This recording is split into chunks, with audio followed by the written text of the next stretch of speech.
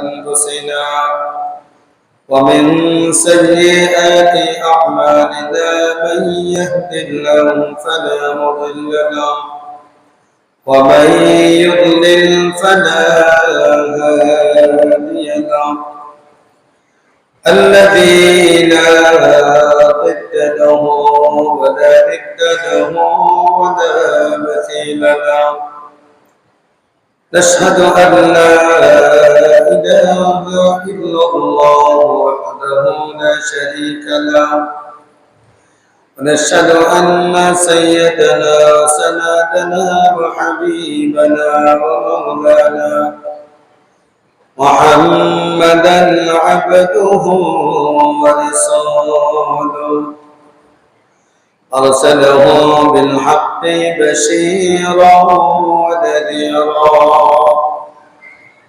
وداعيا إلى الله بإذنه وسراجا منيرا فقد قال الله تعالى في شأن حبيبه مخبرا وآمرا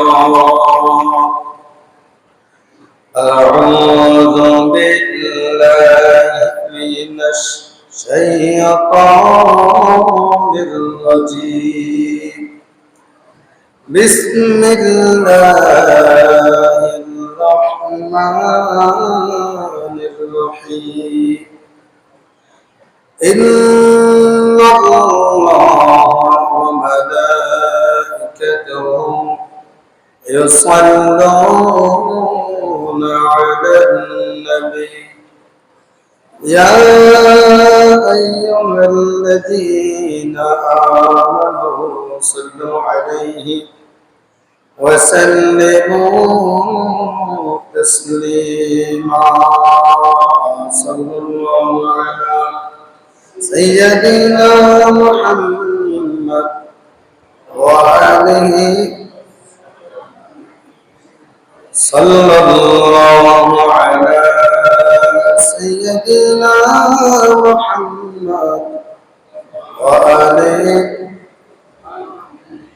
اللهم صل على سيدنا مولانا محمد وعلى آل سيدنا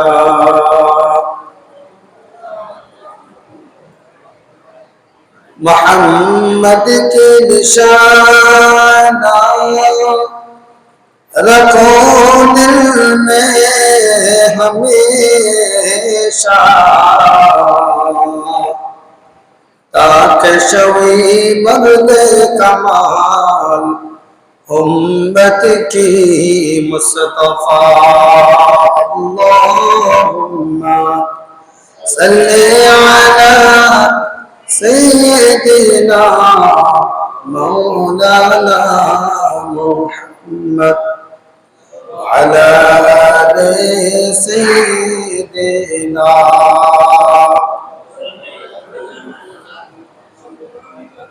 मौला मेरा आका मेरा रहमत का नबी है मौला मेरा आका मेरा रहमत का नबी है ओ सरकार मदीना वो माह अरबी है सरकार मदीना वो माह अरबी है सला दुनिया रसूल अल्लाह अलैकुम सलात अशरफ अंबिया आप खैरुल वरा खातमुल अंबिया खातमुल अंबिया आप शम्सो दुहा आप बदर उला खातमुल अंबिया सल्लल्लाहु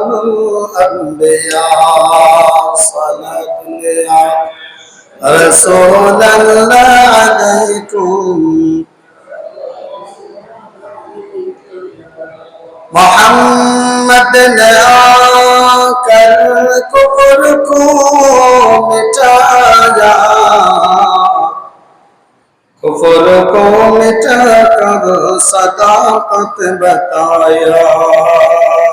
सल्लल्लाहु रसूल अल्लाह अलैकुम। बिस्मिल्लाहिर्रहमानिर्रहीम। रतब यौम तअति अस्समाउ बिदुखानिन मुबीन यग़शा अन्नास हाज़ा अज़ाबुन अलीम।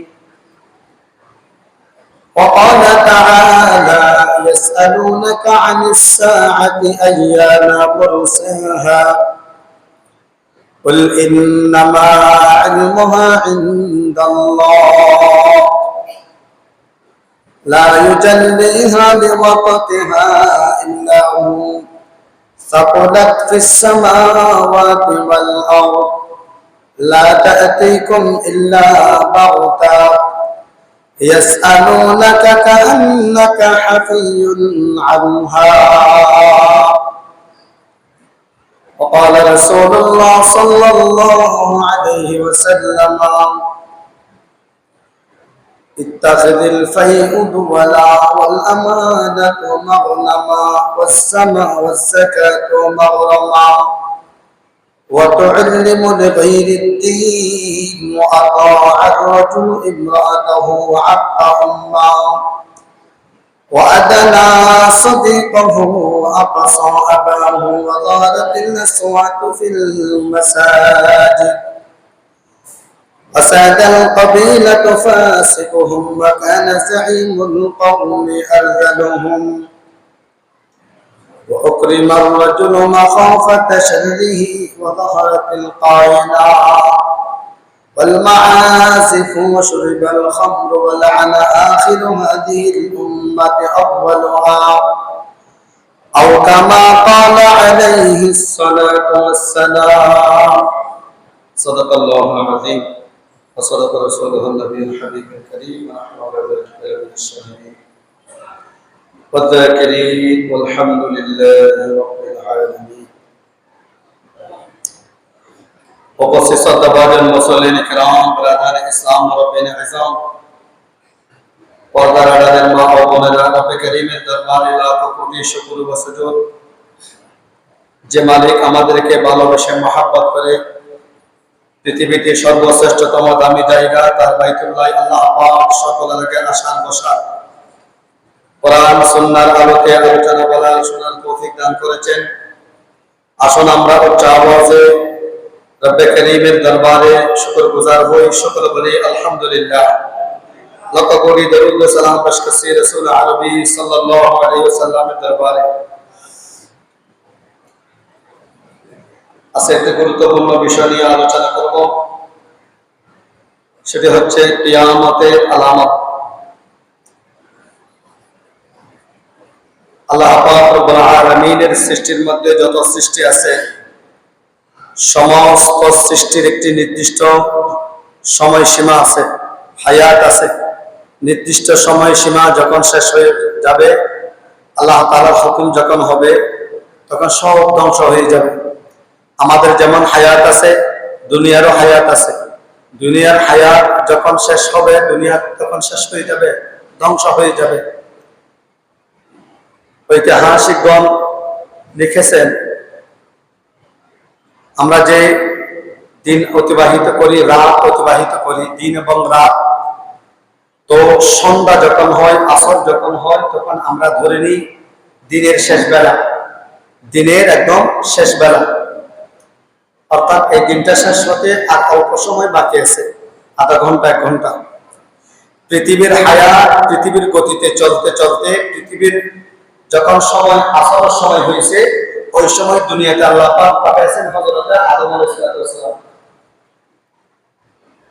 পৃথিবীর হায়াতের শেষের দিকে আবার ওনার থেকে শুরু করে আবার চিন্তা করে দেখেন, ঐতিহাসিকদের মতামত অনুযায়ী প্রায় আজকে 10-12 হাজার বছর অতিক্রম হয়ে গেছে।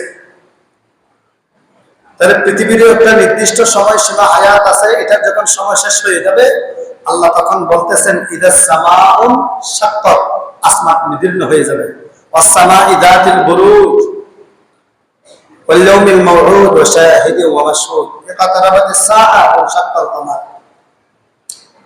কিয়ামত অতি সন্নিকটে। এটি এমন একটি বিষয় যেটি না দেখে শুনেই আমাদের বিশ্বাস করতে হবে, এটা ঈমান। যার সংগঠিত হওয়া শতভাগ নিশ্চিত, যেটা সংগঠিত হওয়ার বিষয়ে কোনো সন্দেহ নাই, অবশ্যই সংগঠিত হবে কিয়ামত। কিন্তু কিয়ামত যখন সংগঠিত হবে শতভাগ নিশ্চিত একটি বিষয়, এটি কখন সংগঠিত হবে, কোন সময় সংগঠিত হবে, কিভাবে সংগঠিত হবে, এটা আল্লাহ পাক দুনিয়ার সৃষ্টির মধ্যে কাউকে আল্লাহ পাক বলবেন না। সাহাবায়ে কেরামের যথেষ্ট আগ্রহ ছিল কিয়ামত কখন হবে, কোন হবে, কোন সময় হবে এটা জানার জন্য। এজন্য রাসূল পাক সাল্লাল্লাহু আলাইহি ওয়াসাল্লামের কাছে অনেক সময় জিজ্ঞাসা করেছেন, ইয়া রাসূলুল্লাহ মাতা সাআ, কিয়ামত কখন কায়েম হবে? তখন আল্লাহ তাআলা ওই আয়াত নাযিল করেছেন যে আয়াত আমি আপনাদের সামনে তেলাওয়াত করেছি। আল্লাহ পাক রব্বুল আলামিন ইরশাদ করেন, ইয়াসআলুনাকা আনিস সাআ আইয়ানা মুরসাহা, হাবিব আমার আপনার কাছে তারা জিজ্ঞাসা করবে কিয়ামত কখন কায়েম হবে। আপনি বলে দেন কুল ইন্নামা ইলমুহা ইনদা রাব্বি, এটার জ্ঞান একমাত্র আমার পালনকর্তার কাছেই আছে। কখন সংগঠিত হবে এটা দুনিয়ার কেউ জানে না। লা ইয়াজাল্লিহা লিওয়াক্তিহা ইল্লা হু, আপনি তো কখন কিয়ামত হবে ওটা নিয়ে ব্যস্ত হয়ে পড়ে আছেন এমন না। সাকালাতুস সামাওয়াতি ওয়াল আরদ, নবমণ্ডল ভূমণ্ডলে আসমান ও জমিনে ভারী একটা ভয়ঙ্কর বিকট আওয়াজ হবে। ইসরাফিল ইসলাম ফুঁক দিবেন, সিংহায় ফুঁক দিবে, কিয়ামত কায়েম হবে, এটা শতভাগ নিশ্চিত। তবে রাসূল কিছু আলামত বর্ণনা করেছেন কিয়ামতের আগে। এই আলামতগুলোর মধ্যে প্রাথমিকভাবে দুই প্রকার, আলামতে সুগরা, আলামতে কুবরা। ছোট আলামত, বড় আলামত। এটি একটি বিশাল অধ্যায়। এত বড় অধ্যায় হযরতে আমর ইবনে আখতাব রাদিয়াল্লাহু তাআলা তিনি একটা হাদিস বর্ণনা করেছেন। তিনি বলতেছেন, নবীজি আমাদেরকে নিয়ে মসজিদে ফজরের নামাজ আদায় করেছেন। নামাজ পড়ে নবীজি মিম্বারে বসে গেছেন। মিম্বারে বসে তিনি আলোচনা করতেছিলেন। একাধারে আলোচনা করতে করতে জোহরের আযান দিছে। জোহরের যখন আযান দিছে, আবার চিন্তা করেন ফজরের পর থেকে জোহর পর্যন্ত আমরা তো এখানে 5 ঘন্টার মধ্যে 5 জন বক্তা দিই, 10 ঘন্টা হলে 10 জন বক্তা দিই। রাসূলের 1 মিনিটের আলোচনা সারা দুনিয়ার বক্তা সবাই মিলে করলো 1 মিনিটের আলোচনা হবে না। তিনি এত কথা বলেছেন ফজর থেকে জোহর পর্যন্ত, সবগুলো কিয়ামত সম্পর্কে। আবার জোহর নামাজ পড়ছেন, নামাজ শেষ করে আসর পর্যন্ত, আসর নামাজ পড়েছেন, আসর নামাজ পর আসর থেকে মাগরিব পর্যন্ত তিনি আলোচনা করেছেন সব কিয়ামত সম্পর্কে আলোচনা।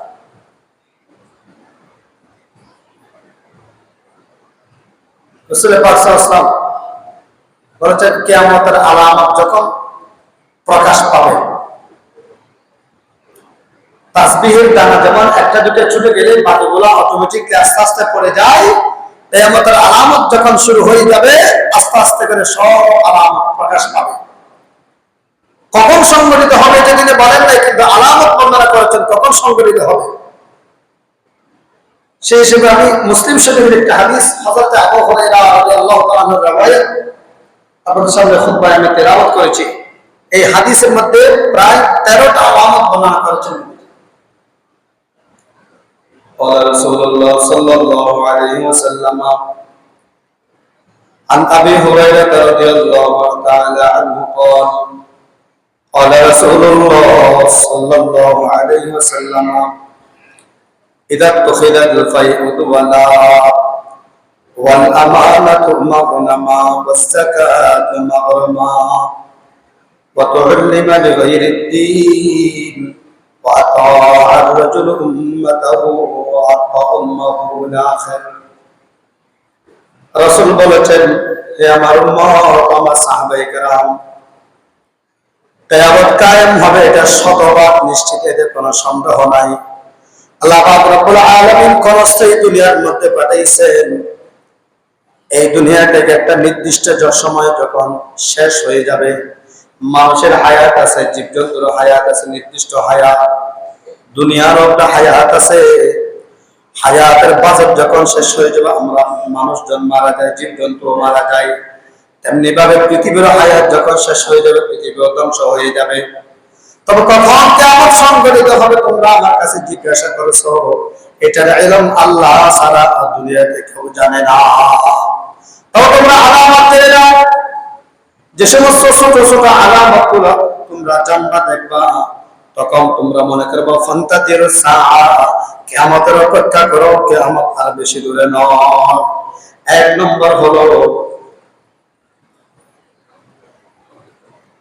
বাইতুল মাল। বাইতুল মালকে যখন নিজের মাল মনে করবে, নিজের সম্পদ মনে করবে, তখন বাইতুল মাল ছিল।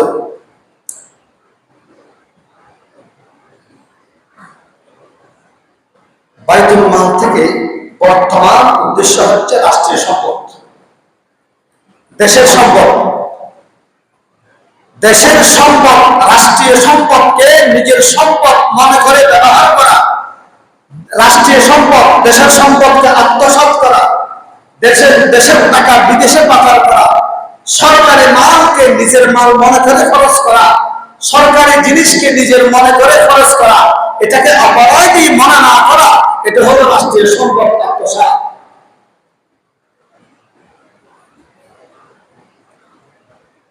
একজন মানুষ যখন কারো কাছ থেকে চুরি করে, হয়তো সেই মালের মালিক হলেন একজন, সে যদি চায় ওই মালিকের কাছে চুরিকৃত মালের জন্য ক্ষমা চাইতে পারে। ক্ষমা যদি করে দেয়, আল্লাহ তাকে ক্ষমা করবে। মালিক একজন তো, অথবা 500, কিন্তু একটা রাষ্ট্রের সম্পদ, দেশের সম্পদ যখন কেউ চুরি করে, আত্মসাৎ করে, এটার মালিক হলো সমস্ত জনগণ, সমস্ত দেশের জনগণ, 18-20 কোটি মালিক। এই মালিকগুলোর কাছে সে কেন্দ্রে দেওয়া যায়। আর যে আত্মসাৎ করেছে কোটি কোটি, হাজার বিলিয়ন কোটি টাকা, এই টাকাগুলো যদি ক্ষমা না চায়, দেশের জনগণ যদি ক্ষমা না করে, সরকার ক্ষমা করার অধিকার রাখে না।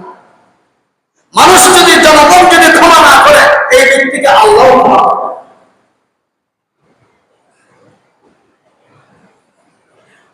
রাস্তার মধ্যে যে ইট দেখতেছেন, ইটা একটা ইট যখন আপনি বাড়িতে ঢুকাইবেন, 18 কোটি মানুষের হক আপনার বাড়িতে ঢুকাইছেন। অবৈধ গ্যাস সংযোগ, অবৈধ বিদ্যুৎ সংযোগ, এটা অবৈধভাবে আপনি যতগুলো রাষ্ট্রীয় সম্পদ যখন আপনি ঘরে ঢুকাইছেন, ভোগ করছেন, সমস্ত জনগণের হক আপনার বাড়িতে আছে।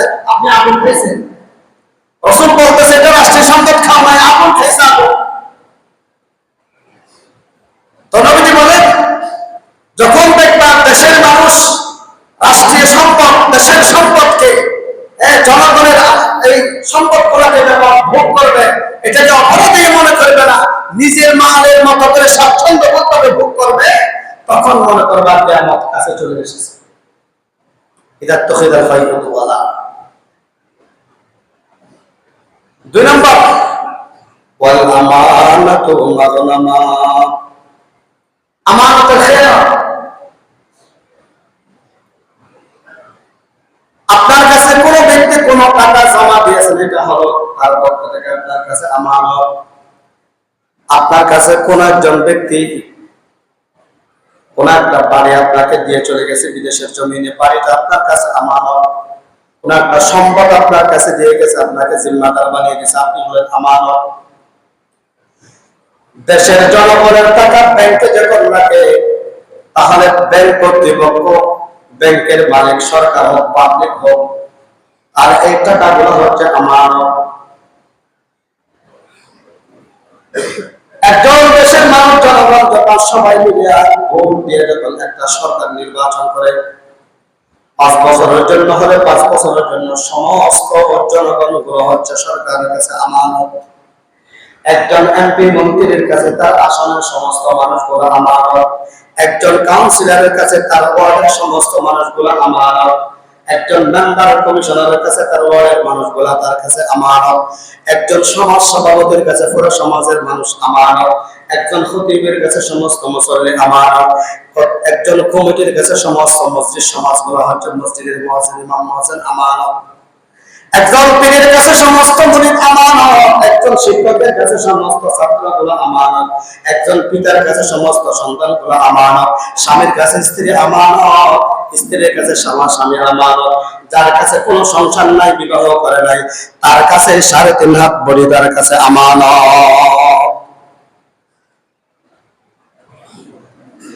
রাসূল বলেন, যখন দেখবা কোনো মানুষ আমানতের খেয়ানত করছে, আমানতের মালগুলা, আমানতের জিনিসগুলা নিজের জিনিস মনে করে ব্যবহার করছে, এটাকে অপরাধ মনে করে না। রাসূল বলেন, এই দৃশ্য যখন দেখবা তাহলে মনে করবা কিয়ামত বেশি দূরে নয়, ফান্তাজিরুস সাআ, কিয়ামতের আলামত, কিয়ামত অতি সন্নিকটে সংঘটিত হবে। বা আমাকে বলেন, 1 নম্বর রাষ্ট্রীয় সম্পদ আত্মসাৎ করা এবং আমানতের খেয়ানত করা, এটা কি বাকি আছে নাকি সংঘটিত হয়ে গেছে? বলেন তো, এটা সংঘটিত হয়েছে নাকি বাকি আছে? রাষ্ট্রীয় সম্পদ আত্মসাৎ করা, 2 নম্বর আমানতের খেয়ানত করা। 3 নম্বর হলো ওয়াযাকাত মাগরামা, ওয়াযাকাত মাগরামা। আল্লাহ পাক রব্বুল আলামিন বলে, সম্পদ আমার দেয়া নিয়ামত, আমি আল্লাহ যাকে চাই তাকে সম্পদ দিয়ে পরীক্ষা করি। তবে আমি আল্লাহ তাআলার পক্ষ থেকে একটা যাকাতের হিস্সা আছে, 40 ভাগের 1 ভাগ। 40 লাখ হলে অর্থাৎ সম্পদের একটা অংশ, 40 ভাগের 1 ভাগ হলো যাকাত। 1 লাখের মধ্যে 2,500, 1 কোটির মধ্যে 2.5 লাখ টাকা। 40 ভাগের 1 ভাগ যাকাত, নির্ধারিত হিস্সা যারা খেতে পারবে তাদেরকে দিয়ে দাও।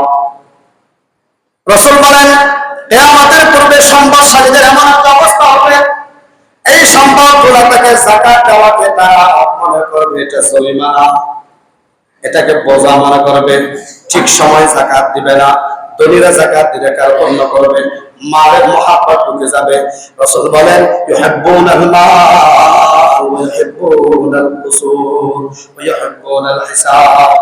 যখন মানুষের কাছ থেকে মালের মহাব্বত ঢুকবে, হিসাব দিতে হবে আল্লাহ তাআলার সামনে, এটা বান্দা ভুলে যাবে। দুনিয়ার মধ্যে সম্পদগুলো নিয়ে মানুষের সামনে অহংকার করবে, সম্পদ নিয়ে যেমন ইচ্ছা তেমন ব্যবহার করবে, আখিরাত ভুলে যাবে, আল্লাহকে ভুলে যাবে, কবরের জগৎ ভুলে যাবে। এই জন্য কবি বলেন, এ তোমারে মালে দৌলত, এ তোমারে মালে দৌলত, এ তেরা শাহী মহল, এ তুঝকো ছোড় দেগা, এ উসে ছোড়েগা তো। এই মালের হিসাব দিতে হবে রব্বে কারীমের সামনে, এটাও ভুলে যাবে। अरे आकल होगा फिर तुझे दुनिया सजाना है, एक दिन अपना मोह खुदा भी को दिखाना है।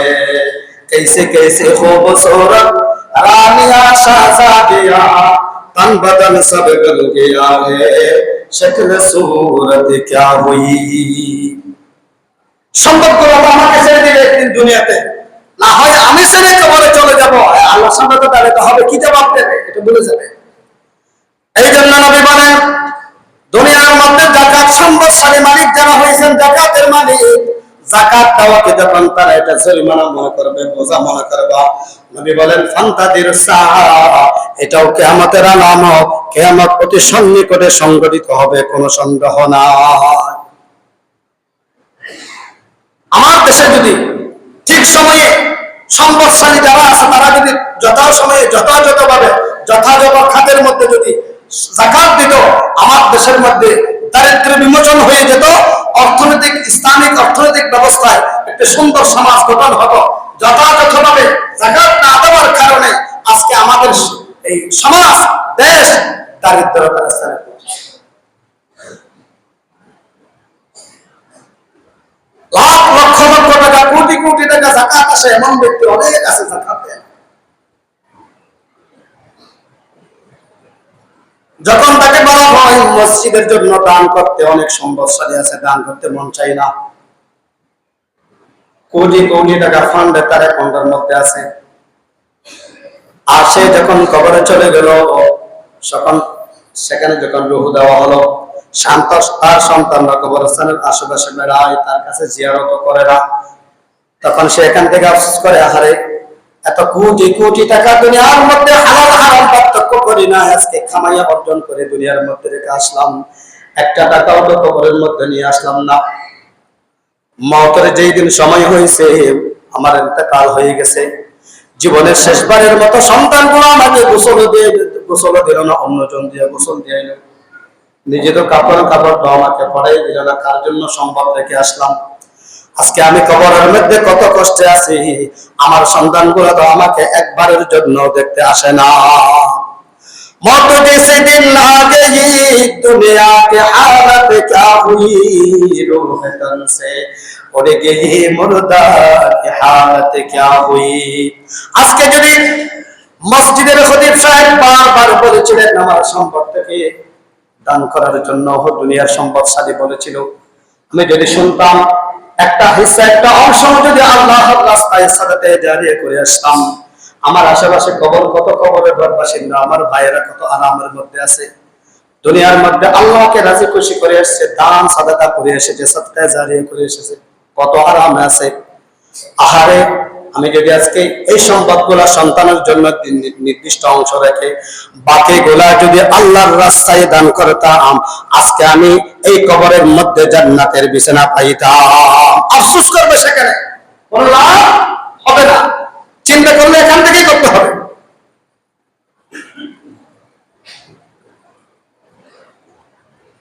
চতুর্থ নম্বর হলো দুনিয়ার উদ্দেশ্যে ইলম অর্জন করা। আমি ইলম অর্জন করলাম, সুর দিয়া কণ্ঠ দিয়া মানুষদেরকে আমি আলোচনা করবো, আমাকে মানুষ বক্তা বলবে, এই জন্য আমি বক্তা হয়েছি, এটা হলো দুনিয়ার উদ্দেশ্য। আর একটা উদ্দেশ্য হতে পারে দুনিয়ার মধ্যে টাকা কামাবো, কন্ট্রাক্ট করে আমি বিভিন্ন জায়গায় যাব, দুনিয়ার উদ্দেশ্য। অথবা আমি কোথাও গেলে দুনিয়ার স্বার্থ হাসিলের জন্য, ক্ষমতার জন্য আমি আজকে বক্তা হইলাম, আলেম হইলাম। দুনিয়ার মধ্যে টাকার কাছে, ক্ষমতার কাছে, স্বার্থের কাছে ঈমান বিক্রি করবে এমন স্বার্থপর আলেম হবে। নবী বললেন, এমন আলেম যখন থাকবা জ্ঞানী মানুষ, তখন মনে করবা কিয়ামত কাছে চলে এসেছে, কিয়ামত বেশি দূরে নয়, এটাও কিয়ামতের আলামত।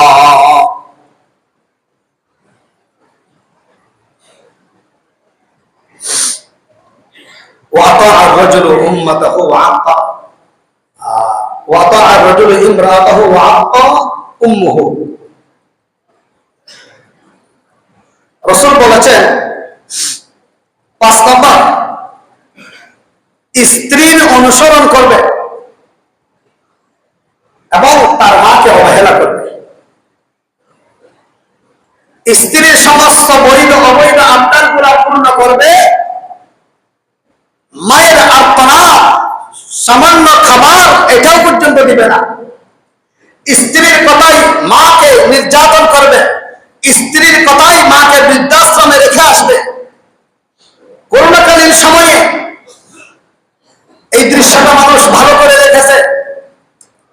সন্তান কোটিপতি, মায়ের অসুস্থ হয়েছে, মেডিকেলে নিয়েছে, টেস্ট দেওয়ার পরে করোনা পজিটিভ, মাকে যখন মেডিকেলে ভর্তি করেছে, মা আফসোস করে আর আশাবাসে তাকায় কোন সন্তান আসে কিনা দেখার জন্য।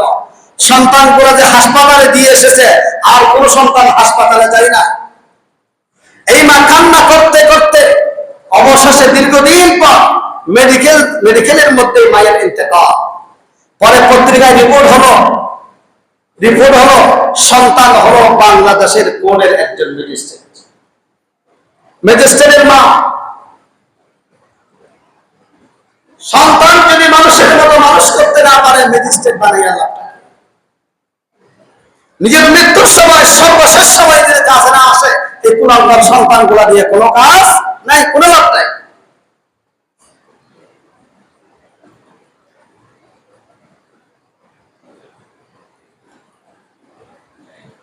আজকে হাজার হাজার ফ্যামিলির মধ্যে বারবার আমাদের কানে আসে, হুজুর সন্তান আমার কথা শুনে না, তার স্ত্রীর কথাই উঠে আর বসে, স্ত্রীর সমস্ত কথা শুনে, তার কথা শুনে বিশ্বাস করে, অন্যায়ভাবে আমাকে গালিগালাজ করে, আমাকে নির্যাতন করে, আমাকে খাবারও দেয় না, আমি খুব কষ্টের মধ্যে আছি।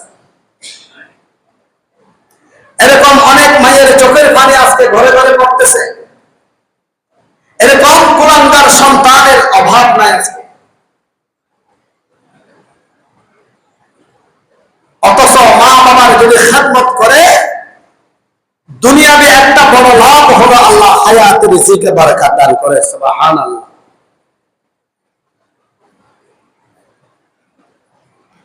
এই জন্য ভাই ছোট্টবেলায় যখন আপনি দুনিয়ার খাবার খাওয়ার জন্য শিখছেন, আপনার মা আপনাকে ভালো ভালো সুস্বাদু খাবার গুলা যখন কেউ দেয়, নিজের থেকে সমর্থ না থাকলেও কেউ একটা ভালো খাবার তিনি নিজে না খাওয়ায় সন্তানের মুখে তুলে দিয়েছেন। বাবা গরমের মধ্যে, গ্রীষ্মকালীন কঠোর গরমের মধ্যে কাজ করে ইনকাম করে সন্তানের জন্য নিয়ে আসে। 5 টাকা 10 টাকা 20 টাকা 50 টাকা বাঁচানোর জন্য মাইলের পর মাইল, কিলোমিটার পর কিলোমিটার বাবার আমার পথে হেঁটে হেঁটে আসে। আপনার যখন কোন কারণে সন্তান কান্না করে, মা হাজারো কাজ ফেলিয়া সন্তানকে আসিয়ে বুকে জড়াইয়া ধরে। এই জন্য আপনার যখন অসুস্থ হয় রাতের পর রাত, আপনার মায়ের চোখে ঘুম ছিল না, বাবার চোখে ঘুম ছিল না, পকেটে টাকা নাই, মানুষের কাছ থেকে ধার করে আপনাকে মেডিকেলের মধ্যে নিয়েছেন। আপনি যখন মেডিকেলের মধ্যে কোথাও জবাব দিয়ে দেন, মায়ের কান্নার আওয়াজ পুরো মেডিকেল হাসপাতাল বাড়ি হয়ে যায়। এই জন্য এই মাকে যখন বৃদ্ধ অবস্থায় যখন আপনি চিকিৎসা তো দূরের কথা, আপনি 2 বেলা ভালো খাবার যখন দেন না, চোখের পানি যখন পড়ে জমিনের মধ্যে, আর আসিম থেকে মহান রব্বুল আলামিন নারাজ হয়ে যায়। এই জন্য আপনার সন্তানের জন্য আপনি যে ভালো খাবার গুলো কিনবেন, মায়ের জন্য কিনবেন, বাবার জন্য কিনবেন, এই খাবার গুলো মায়ের মুখে যখন আপনি তুলে দিবেন, আপনার মা যখন খাবার খেয়ে যখন বলবেন আলহামদুলিল্লাহ, আর শাহজিম থেকে আল্লাহ খুশি হয়ে যায়। সুবহানাল্লাহ। খাদমতে মা দর পে দর কুন সোহবে শাহ, তাকে বাসি দর দো আলম দেখো নাম। রাসূল বলেন, এমন সন্তান যদি তোমরা দেখো, যেই সন্তান স্ত্রীর আনুগত্যশীল, মাকে দেখে না, মাকে নির্যাতন করে, মাকে ঠিক সময়ে খাবার দেয় না। আবার অনেকে আছে বাবা 2টা বিবাহ করেছেন, আপনার সৎ মা, আপনি তার কাছ থেকে জন্মগ্রহণ করেন নাই ঠিক, কিন্তু আপনার বাবা যখন সংসার করেছে, আপনি সম্পূর্ণ মায়ের মর্যাদা তাকে দিতে হবে, সম্পূর্ণ মার মর্যাদা তাকে দিতে হবে। আপনার বাবা কবরে চলে গেছে, আপনার মাকে, নিজের মা বেঁচে থাকলে যা দিতেন তাকেও তা দিবেন। নিজের মাকে যেভাবে সম্মান করেছেন তাকে সেইভাবে সম্মান করবেন। তার অন্তর যখন খুশি হইয়া দোয়া করবে, আমার পেটের সন্তান না হলো আমাকে নিজের পেটের সন্তানের মতো আজকে আমাকে খেদমত করে, দেখবেন আপনার বাবার কবরের মধ্যে সওয়াবগুলো চলে যাবে, আল্লাহ তাআলা আপনার উপর সন্তুষ্ট হয়ে যাবে।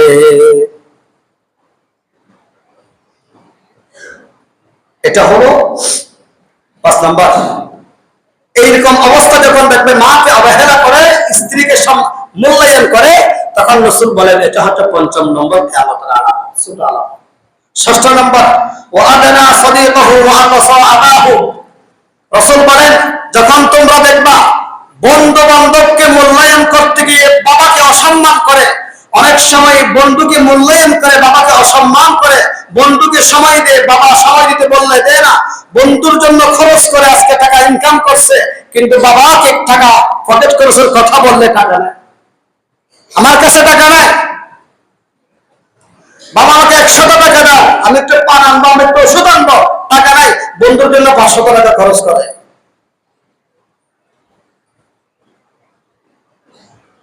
এই বন্ধু নির্বাচনের ক্ষেত্রে 2টা বিষয় আমাদের খেয়াল রাখতে হবে, একটা হলো ভালো বন্ধু আর একটা হলো খারাপ বন্ধু, একটা হলো নেককার বন্ধু আর একটা হলো বদকার বন্ধু।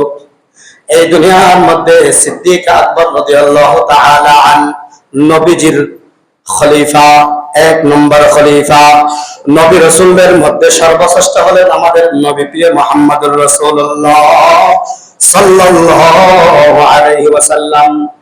والليل ما تلف محمد كترنم والشمس مهر رخسار احمد كترنم।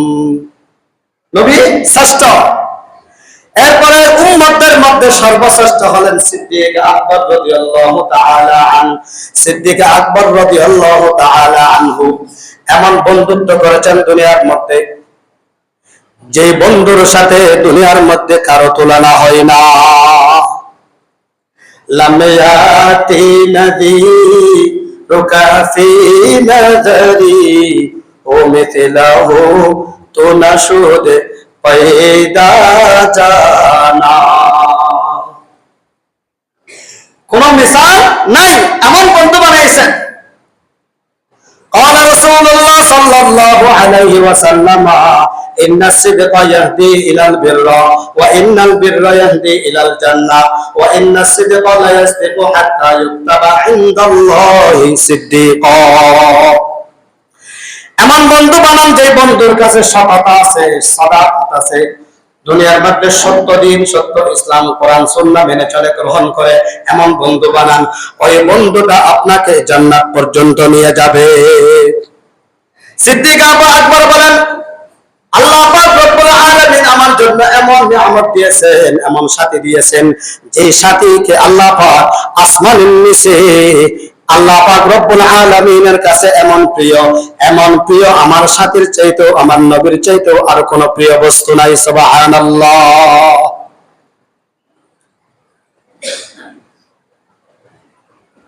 সবচেয়ে প্রিয় বন্ধু। আর আমরা বন্ধু বানাইলাম যে বন্ধু নেশা পান করে, যে বন্ধুকে মসজিদে যেতে বললে মসজিদে যায় না, যে বন্ধু মা বাবার অবাধ্য সন্তান, যে মধু মসজিদের মিনার থেকে আজান দিলে দূরে চলে যায়, শয়তান আজান দিলে দূরে চলে যায়। কিছু মানুষ আছে আজান দিলে মসজিদের কাছ থেকে দূরে চলে যায়, কারণ নামাজ পড়তে হবে। আমাকে মানুষ বলবে কিরে আজান দিতে হয়েছে মসজিদে চল, এই কথা বলবে, এটার ভয়ে মসজিদ থেকে দূরে চলে যায়, শয়তান হলে দূরে চলে যায়। তাহলে বুঝতে হবে তার ভিতরে কি ঢুকছে, শয়তান তার ভিতরে ঢুকছে। এজন্য বললাম বন্ধুকে মূল্যায়ন করবেন জায়েজ পন্থায়, বৈধ পন্থায়। ইসলাম যেখানে আমাকে যতটুকু বৈধতা দিয়েছেন ততটুকু বন্ধুকে মূল্যায়ন করব, কিন্তু বাবার চাইতে না।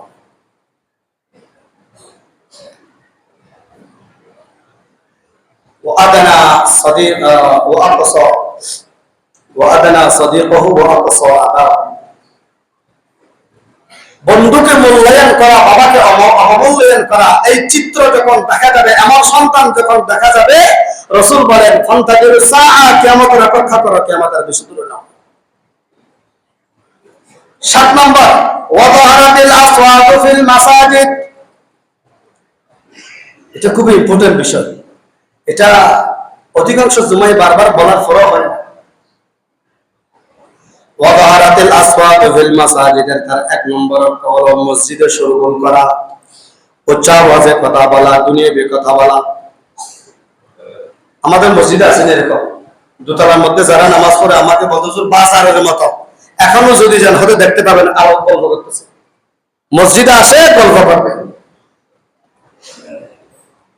মসজিদে শোরগোল করা, উচ্চ আওয়াজ করা, কবুলকৃত ইবাদত নষ্ট হয়ে যায়। আবার আপনি ইবাদত করে কয়টা আমল কবুল করাইছেন, কয়টা আমল কবুল হয়েছে আপনি নিজেও জানি না। এই জন্য মসজিদে শোরগোল করা, উচ্চ আওয়াজে কথা বলা, নবীজি বললেন এটা হলো কিয়ামতের আলামত। ওয়াযাহারাতিল আসওয়াতু ফিল মাসাজিদের 2 নম্বর অর্থ হলো মসজিদ নিয়ে কাড়াকাড়ি, মারামারি, দ্বন্দ্ব করা, মসজিদ দখল করার জন্য দ্বন্দ্ব করা, কাড়াকাড়ি করা, পদ নেওয়ার জন্য। ইসলামের শরিয়ার আইন হলো, নবীজি বললেন মসজিদের মধ্যে যারা ইমাম, মুয়াজ্জিন, খতিব আছেন তারা মসজিদের সেবক, মসজিদের পরিচালনা কমিটি হলো মসজিদের সেবক, তারা শাসক নয়, সেবক। এবং মসজিদে যারা দায়িত্বরত যারা থাকবে তারাও হলো সেবক, তাদের কাজ হলো সুন্দরভাবে মসজিদটাকে পরিচালনা করা। নবীজি বললেন এটা যদি পদবি ক্ষমতা মনে করা হয় তাহলে হবে এটা কিয়ামতের আলামত। মসজিদ নিয়ে, পদ নিয়ে, কমিটির পদ নিয়ে তালাতুলি করা, মারামারি করা, কাড়াকাড়ি করা, এটাও কিয়ামতের আলামত। মসজিদের কমিটির দায়িত্ব হলো আল্লাযীনা মাক্কান্নাহুম ফিল আরদি আকামুস সালাহ ওয়া ক্বালা তাআলা ইন্নামা ইয়া'মুরু মাসাজিদাল্লাহ মান আমানা বিল্লাহি ওয়াল ইয়াউমিল আখির। মসজিদ যখন নির্মাণ হবে, শরিয়ার আইন হলো যারা কমিটি হবেন তাদের খেয়াল রাখতে হবে মসজিদটা কোনো কোথাও সমস্যা আছে কিনা। ইমামের কাছে জিজ্ঞাসা করা আপনার কোনো সমস্যা আছে কিনা খাবারে থাকার মধ্যে। মুয়াজ্জিনের কাছে জিজ্ঞাসা করা যে বেতনগুলো দেওয়া হচ্ছে আমরা তো সামর্থ্য অনুযায়ী দিতে পারি না, এই বেতনগুলো নিয়ে আপনি পরিবার নিয়ে কেমনে চলেন।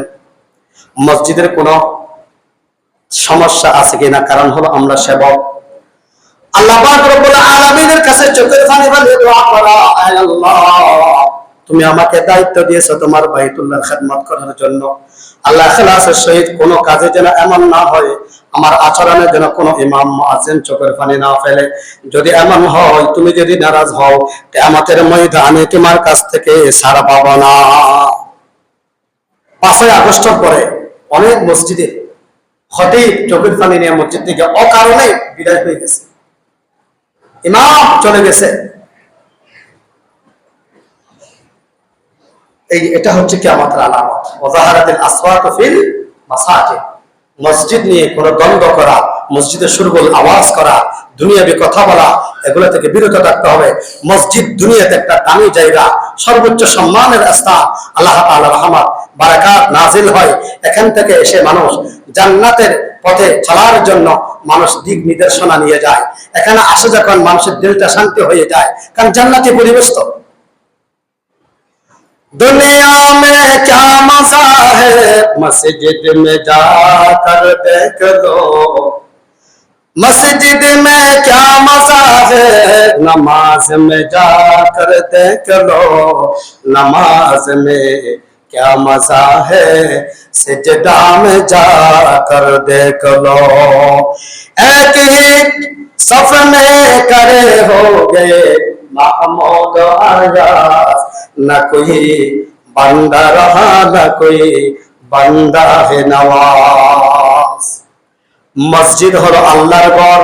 মসজিদের যখন কোন প্রেসিডেন্ট আসে, কোন প্রধানমন্ত্রী আসে, যখন কোন এমপি মন্ত্রী আসে, তখন আল্লাহ বলেন তারা এমপি মন্ত্রী প্রেসিডেন্ট হইয়া তারা ঢুকবে না, তারা ঢুকবে আমি হলাম আল্লাহর গোলাম। রিকশাওয়ালাও আল্লাহর গোলাম, দিন মজুর আল্লাহর গোলাম, ব্যবসায়ীও আল্লাহর গোলাম, প্রেসিডেন্টও আল্লাহর গোলাম। এক হি সাফ মে খড়ে হোগে মাহমুদ আয়াস। মাহমুদ আয়াস যখন মসজিদে ঢুকে, রাজাকে প্রজাকে পরিচয় নাই, সকলে একই কাতারে কাঁধ মিলিয়ে দাঁড়িয়ে যায়, সকলের পরিচয় হলো আল্লাহর গোলাম। তাহলে ওয়াজাহারাতিল আসওয়াতু ফিল মাসাজিদ। 7 নম্বর কিয়ামতের আলামত হলো এই সমস্ত মসজিদ সংক্রান্ত বিষয় নিয়ে ফতনা ফাসাদ হওয়া। এইগুলো যখন দেখবা, রাসূল বলেছেন ফান্তাদিরু সাআ, তোমরা অপেক্ষা করো কিয়ামতের সন্নিকটে। 8 নম্বর ওয়াসাদাতুল কবিলাতু ফাসিকুহু ওয়া কানা যাঈমুল কওমি আরজালুহুম। 8-9 একটা বাক্যের মধ্যে নবীজি বলে দিয়েছেন। সময় তো শেষ, আমরা তো এখন মসজিদে আসি আল্লাহ এবং আল্লাহ রাসূলের সন্তুষ্টির উদ্দেশ্যে। যখন বসি আমরা এমন একটা মনোভাব অনেক সময় থাকে, কখন সময়টা শেষ হয়ে যাবে, ইমাম সাহেব নেমে যাবে। 1 মিনিট লাইট হলে আর আলোচনার দিকে তাকাই না তো, এদিকে একবার তাকাইলে 10-12 দিকে তাকায়, আমাকে সিগন্যাল দিয়ে টাইম শেষ। অথচ আমাদের দেশের মধ্যে এমন একটা মসজিদ সংক্রান্ত বিষয়ে অবস্থা হয়েছে, সেটা হচ্ছে নির্দিষ্ট জামাতের টাইম যখন হয়ে যায়, 1 মিনিট 2 মিনিট লাইট হলে তখন তারা শুধু গলি দেখে আর 10 বার পিছনে দেখে ইমাম সাহেব কেন আসলা, এটা নিয়ে মনে আবার সমালোচনা হবে না। অথচ শরীয়তে বলা হয়েছে 1 মিনিট নয় 5 মিনিট নয়, ইমাম সাহেব যদি কোনো কারণে দেরি হয়, এটার অথরিটি শরীয়ত ইমামকে দিয়েছে। এটার জন্য জবাবদিহি করতে পারবে না কোনো মুসল্লি, কারণ উনি যখন আসবেন তখনই টাইম। সৌদি আরবে আর মিডল ইস্টে যারা গেছে তারা দেখেছে, ইমাম যখন আসে তখন জামাতের সময়, নির্দিষ্ট টাইম থাকে না। যখন উনি আসে তখন মুসল্লি দাঁড়াবেন, ওটাই সময়। আর আমার এখানে যদি 5 মিনিট দেরি হয়, এরপর কিন্তু চাকরি থাকবে না। এই অবস্থা আমাদের মেন্টালিটি। যাই হোক, সমস্যা হয়ে গেছে, এটা বলতে চাইছিলাম। কয়েক মিনিট অনেক সময় লেট হয়ে যায়। আমার 5 মিনিট যদি লেট হয়, 5টা আপনি আমি কথা শুনলেন কোরআন থেকে হাদিস থেকে, এটার একটার উপরে যদি আপনি আমল করেন, এটাও যদি আল্লাহ তাআলা যদি কবুল করে, এটাই তো হতে পারে নাজাতে উসিলা। ফাসিক, মূর্খ, বদ্দিন ব্যক্তিকে তারা নেতা বানাবে, প্রত্যেকটা সেক্টরে নেতা বানাবে। ওয়াকানা যাইমুল কওমি আনতারহুম, সে আমাকে নির্যাতন করবে সম্মান না করলে, তাকে সামনাসামনি সম্মান না করলে আমাকে অনেক ধরনের নির্যাতনের আশঙ্কা আছে। এই জন্য তাকে তার সামনে বাধ্য হয়ে সম্মান করা, পিছনে আসলে তার 14 গোষ্ঠীদের গালাগালি গালিগালাজ করা। এমন চিত্র যখন তোমরা দেখবা, ফান্তাজিরুস সাআ, কিয়ামতের সন্নিকটে। মূর্খ বদ্দিন ইসলাম বিদ্বেষী এরকম মানুষ যখন নেতা হবে এবং মানুষ নির্যাতনের ভয়ে সম্মান করে দেখবে, তখন তার সামনে যদি সালাম একটা না দিই, সে আবার আমাকে যে বেয়াদব দেখবে চাকরিও চলে যাবে, আমার পথ চলে যাবে। ওই জন্য তাকে সামনে একটা সালাম দিতে হয়, পিছনে এসে গালি দেবে। এরকম চিত্র যখন দেখবা, মনে করবা এটা কি আমাদের আলাম। দেবতার আলামত আরো অনেক আছে। আল্লাহ তাআলা যদি তৌফিক দান করেন, ইনশাআল্লাহ ধারাবাহিক আগামী জুমায় আলোচনা হবে। এতক্ষণ পর্যন্ত আমি যা আলোচনা করেছি, আল্লাহ তাআলা আমাদের সবাইকে আমল করার তৌফিক দান করুন। আমিন।